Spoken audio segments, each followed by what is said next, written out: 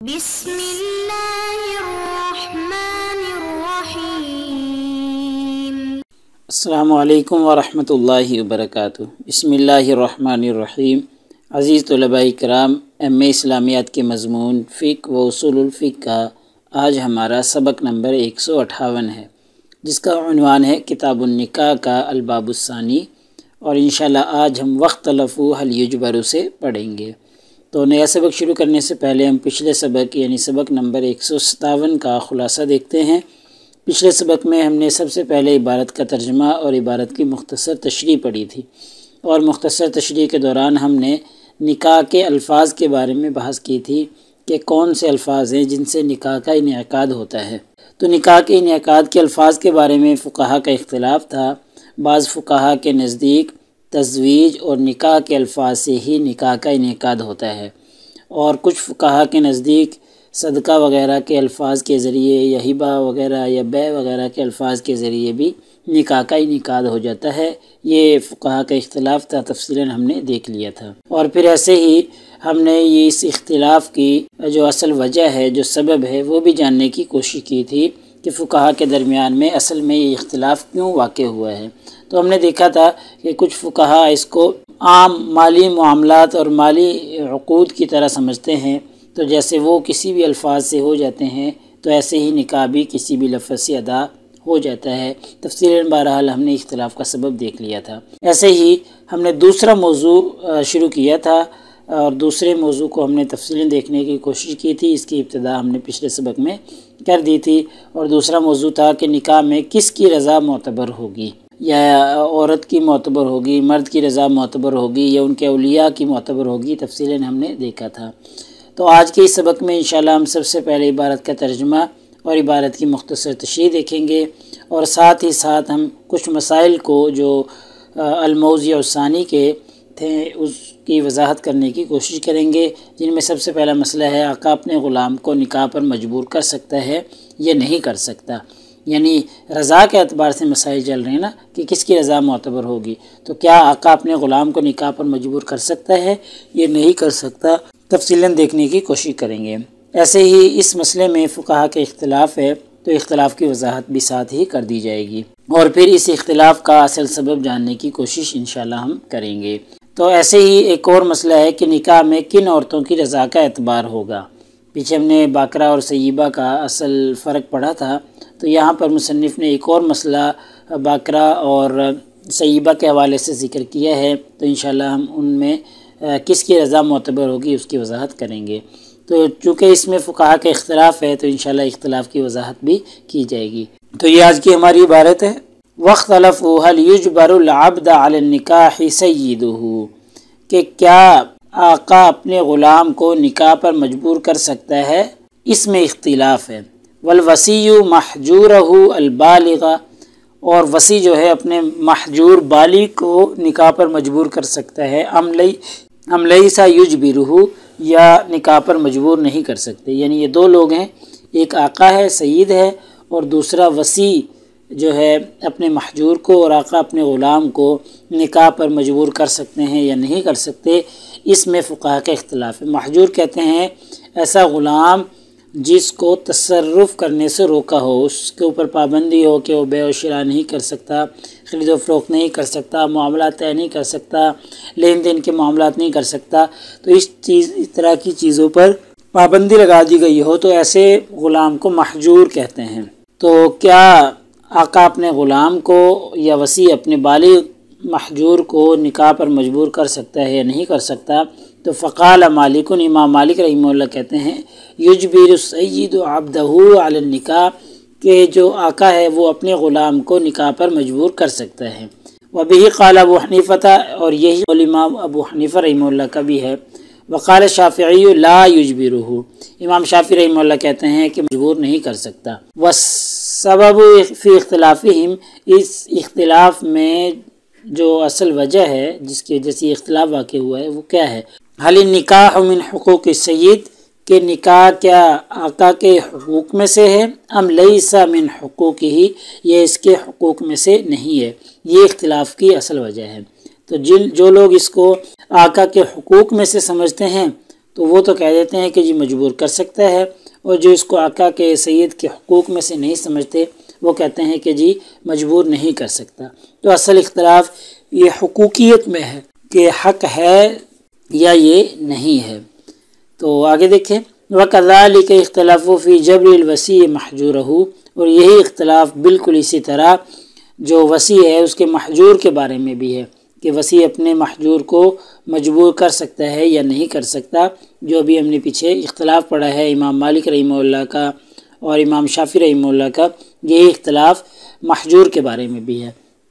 والخلاف فی ذلک موجود فی المذہب، اور امام مالک رحمہ اللہ کا جو مسلک ہے اس میں بہرحال یہ اختلاف پھر بھی موجود ہے۔ وسبب اختلافہم، اور اس اختلاف کا اصل سبب حل نکاح مصلحات من مصالح المنظور لہ، کہ یہ جو نکاح ہے یہ ان ذمہ داریوں میں سے ہے یا ان ذمہ داریوں کی مصلحت میں سے ہے یا نہیں جو کہ وصی پر عائد ہوتی ہیں۔ حل نکاح مصلحات، کیا یہ نکاح مصلحت ہے؟ من مصالح، ان مصالح میں سے المنظور لہ، جو کہ اس کے ذمے ہیں، یعنی ان مصالح میں سے ہے یا نہیں ہے۔ ام لیس بمصلحت، یہ ایسی مصلحت یہ نہیں ہے۔ تو جو فقہا کہتے ہیں کہ جی ان مصالح میں سے ہے تو وہ تو کہہ دیتے ہیں کہ جی وصی اپنے محجور کو مجبور کر سکتا ہے، اور جو کہتے ہیں کہ ایسے مصالح میں سے نہیں جو وصی کے ذمے ہیں تو وہ کہتے ہیں کہ پھر مجبور نہیں کر سکتا۔ یعنی جو آقا اپنے غلام کو مجبور کرنے میں جو فقہا کا اختلاف تھا وہ تو پیچھے ہو گیا، اس کا اصل سبب بھی ہو گیا اختلاف کا جو سبب تھا۔ اور یہاں پر جو دوسرا مسئلہ ہے کہ وصی اپنے محجور کو مجبور کرے، اس میں بھی اختلاف ہے۔ تو اس اختلاف کا سبب یہ ہے کہ وہ جو ذمہ داریاں ہیں ان کی مصالح میں سے ہے یا نہیں ہے۔ تو بہرحال جو کہتے ہیں ہے ان کی تو وہ کہتے ہیں مجبور کر سکتا ہے، جو کہتے ہیں ان مصالح میں سے نہیں تو وہ کہتے ہیں مجبور نہیں کر سکتا۔ وَإِنَّمَا طریق الملاذی، یا یہ صرف محض حصول لذت کا ذریعہ ہے، یعنی نکاح جو ہے صرف حصول لذت کا ذریعہ ہے یا اس کی ذمہ داریوں میں سے ایک ذمہ داری ہے۔ وعلی القول، اس قول پر، بأن نکاح واجب، کہ نکاح واجب ہے، ینبغی اللہ یتوقف فی ذلک، تو زیادہ مناسب صورت یہ ہے کہ اس سلسلے میں توقف نہ ہونا چاہیے، ٹھیک ہے۔ یعنی جب یہ کہہ دیا گیا کہ نکاح واجب ہے تو پھر تو اس میں کوئی اختلاف ہی نہیں رہا نا، پھر تو اس میں توقف کی ضرورت ہی نہیں ہے۔ تو بہرحال پھر بھی اختلاف فقہا کا ہے، لیکن اصل میں ہونا نہیں چاہیے، چونکہ جب نکاح کو واجب قرار دے دیا تو پھر تو یہ نکاح ہونا ہی چاہیے۔ آگے ایک اور نیا مسئلہ بیان کیا جا رہا ہے کہ وَأَمَّا النِّسَاءُ اللَّاتِي يُعْتَبَرُ رِضَاهُنَّ فِي النِّكَاحِ، کہ وہ عورتیں جن کی رضا کا اعتبار ہوگا فی النکاح، نکاح میں، وہ عورتیں کون سی ہیں؟ تو فَاتَّفَقُوا عَلَىٰ اعتبار رضا السیب البالغ، سیبہ عورت ہو اور بالغہ ہو اس کی رضا کا اعتبار ہوگا، اس میں فقہا کا اتفاق کہ بالغہ سیبہ عورت ہو تو اس کی رضا کا اعتبار کیا جائے گا، اس میں فقہا کا اتفاق ہے۔ دلیل کیا ہے؟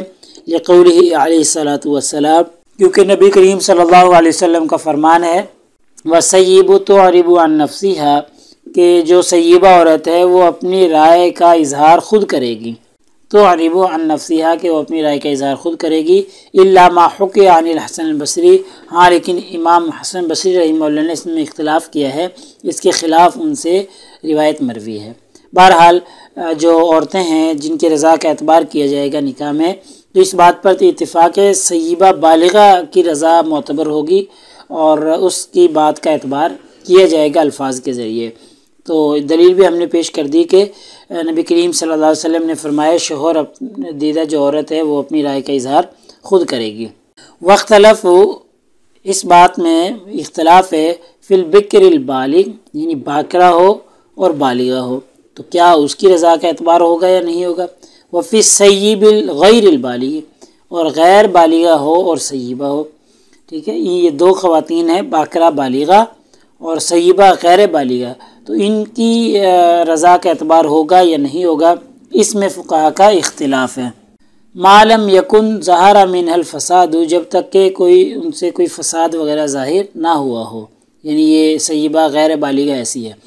فَأَمَّا الْبِكْرُ الْبَالِغُ، تو پہلی جو عورت ہے باکرہ اور بالغہ، وہ جو ہے فقال مالک و شافعی و ابن ابی لیلہ للابی فقط، کہ امام مالک رحمہ اللہ، امام شافعی رحمہ اللہ اور ابن ابی لیلہ رحمہ اللہ فرماتے ہیں کہ للابی فقط، کہ ان کی باپ کی رضا کا اعتبار ہوگا، ٹھیک ہے، اور ان یجبرہا علی النکاح، اور باپ کی حالت یہ ہے کہ وہ ان کو نکاح پر مجبور کر سکتا ہے، یعنی باکرہ ہو اور بالغہ ہو، باپ نکاح پر مجبور کر سکتا ہے اور باپ کی رضا کا اعتبار کیا جائے گا فقط۔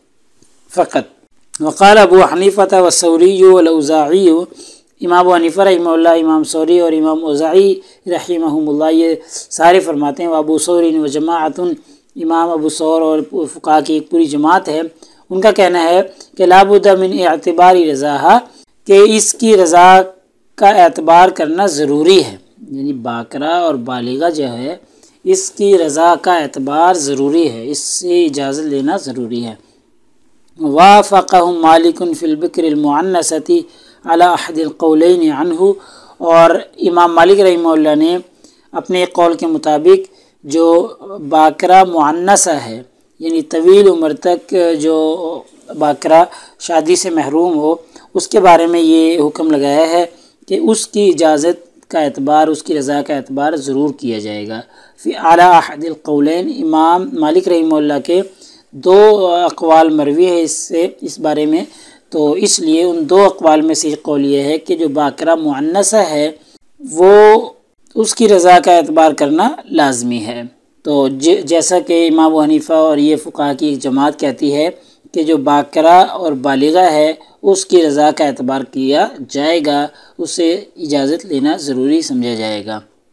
بہرحال خلاصہ یہ ہے کہ جو سیبہ بالغہ ہے اس کے بارے میں تو کوئی اختلاف نہیں ہے، اس کے بارے میں تو اتفاق ہے کہ جی اس کی رضا کا اعتبار کیا جائے گا، لیکن باکرہ بالغہ اور سیبہ غیر بالغہ ان کے بارے میں اختلاف ہے۔ تو ہم نے باکرہ بالغہ کے بارے میں پڑھ لیا کہ امام شافعی رحمہ اللہ، امام مالک رحمہ اللہ یہ کہتے ہیں کہ جی ان کو نکاح پر مجبور کیا جا سکتا ہے، ان کے باپ کی رضا کا اعتبار ہوگا، اور امام ابو حنیفہ، امام ثوری اور یہ فقہاء کی ایک جماعت کہتی ہے کہ ان کی رضا کا اعتبار کرنا ضروری ہے، اور امام مالک رحمہ اللہ نے باکرہ معنسہ کے بارے میں کہہ دیا کہ ان کی رضا بھی ضروری ہے۔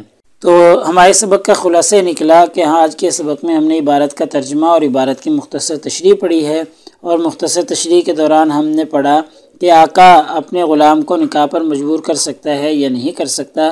تفصیلاً فقہاء کے اختلاف کے ساتھ ہم نے یہ ساری صورتیں دیکھ لی ہیں کہ بعض کے نزدیک نکاح پر مجبور کر سکتا ہے اور بعض کے نزدیک نکاح پر مجبور نہیں کر سکتا۔ پھر ایسے ہی ہم نے اختلاف کا سبب بھی جان لیا کہ جو فقہاء اس کو آقا کے حقوق میں سے تسلیم کرتے ہیں تو وہ کہتے ہیں کہ جی مجبور کر سکتے ہیں چونکہ اس کا حق ہے، اور جو کہتے ہیں کہ نکاح اس کے حقوق میں سے نہیں ہے تو وہ کہتے ہیں پھر مجبور بھی نہیں کر سکتا۔ اس وجہ سے فقہاء کے درمیان اختلاف واقع ہوا ہے، چونکہ اس کے حق کے بارے میں ہی اختلاف ہے۔ ایسے ہی ایک اور مسئلہ آج کے سبق میں ہم نے یہ پڑھ لیا کہ نکاح میں کن عورتوں کی رضا کا اعتبار ہوگا، ٹھیک ہے۔ سیبہ بالغہ کے بارے میں تو بالاتفاق یہ حکم ہے کہ جی اس کی رضا کا اعتبار ہوگا، لیکن باکرہ بالغہ اور سیبہ غیر بالغہ کے بارے میں فقہاء کا اختلاف تھا، اور فقہاء کے اختلاف کی ہم نے وضاحت کر دی ہے۔ تو پیپر میں پوچھے جانے والے سوالات سے متعلق اگر بات کی جائے تو وہی سوال کہ جی مذکورہ عبارت کا ترجمہ اور تشریح کریں۔ عموماً یہ ہمارا ہر سبق میں چل رہا ہے چونکہ عبارت سے متعلق ہے، اور ایسے ہی ایک اور سوال آج کے ہمارے سبق سے یہ ہو سکتا ہے کہ نکاح میں کن عورتوں کی رضا کا اعتبار ہوگا۔ فقہاء کے مسالک کی تفصیلی جائزہ پیش کریں۔ تو نکاح میں کن عورتوں کا یہ تقسیم ہم نے کر دی تھی کہ جی باکرہ بالغہ ہے اور سیبہ بالغہ ہے، سیبہ غیر بالغہ ہے، یہ تفصیل ہم نے تقسیم کر دی ہے۔ تو اگلے سبق نمبر 159 میں انشاءاللہ اسی ترتیب سے کتاب النکاح کا الباب الثانی ہمارا چلتا رہے گا، اور انشاءاللہ آگے ہم وسبب اختلافہم سے پڑھیں گے، یعنی یہ باکرہ بالغہ کے بارے میں جو فقہاء کا اختلاف واقع ہوا ہے رضا کے بارے میں، تو اس اختلاف کا سبب انشاءاللہ اگلے سبق میں ہم دیکھیں گے۔ جزاکم اللہ خیر۔ السلام علیکم ورحمۃ اللہ وبرکاتہ۔ اللہ پاک آپ سب لوگوں کا حامی و ناصر ہو۔ اگلے سبق تک اجازت چاہتا ہوں۔